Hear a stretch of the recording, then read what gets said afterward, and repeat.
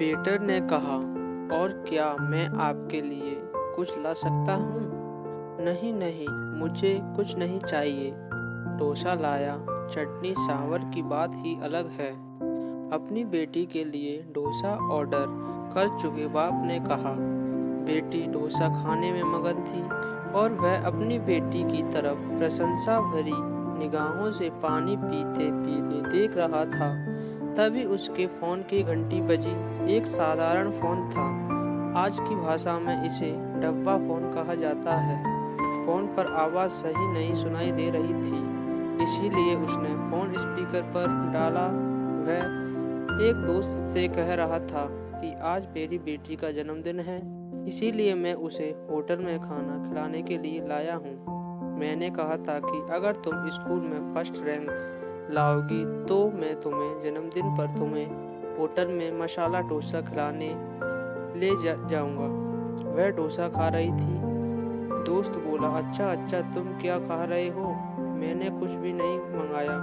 हम दोनों को होटल में खाने के पैसे नहीं हैं। घर पे सब्जी और चावल है मेरे लिए। मेरी बातें सुनकर उसका दोस्त सुन रह गया। पिता अमीर हो या गरीब, एक पिता अपनी बेटी के चेहरे पर मुस्कुराहट लाने के लिए कुछ भी कर सकता है। मैनेजर यह सब कुछ चुपके से देख रहा था। उसने काउंटर पर चाय और उन 2 डोसा के पैसे भरे और कहा, उस टेबल पर दूसरा डोसा और चाय भेज दो। पैसे नहीं हैं ऐसा बोले तो उसने कहा, आज आपकी बेटी का जन्मदिन है। क्या आपकी बेटी स्कूल में फर्स्ट आई है? हमने आपकी सारी बातें सुन ली हैं, इसीलिए हमारे होटल के तरफ से विशेष रूप से ऐसी पढ़ाई कर अव्वल आने वाले के लिए ऐसा खाना, इसके लिए कोई बिल नहीं है। लेकिन कृपया करके मुफ्त इन शब्दों का उपयोग ना करें। मैनेजर वेटर से कहने लगा। मैं उसके पिता का आत्मसम्मान दुखाना नहीं चाहता था और एक डोसा टेबल पर आ गया। पिता चिंतित हो गए और कहने लगे कि मैंने एक ही डोसा मंगाया था। तभी होटल के मैनेजर ने कहा, अरे आपकी बेटी स्कूल में फर्स्ट आई है। हमने यह बात सुन ली, इसीलिए हमारे होटल की तरफ से आप दोनों के लिए फ्री।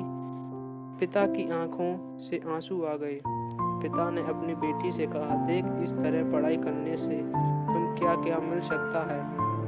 पिता ने वेटर को कहा, यह डोसा बांध कर दोगे क्या? मैं और मेरी पत्नी हम दोनों आधा आधा खाएंगे। उसे कहा, ऐसा खाना मिलता है। यह बातें सुनकर मैनेजर की आंखों से आंसू छलक पड़े और वह मन में सोचने लगा कि बाप कैसा भी हो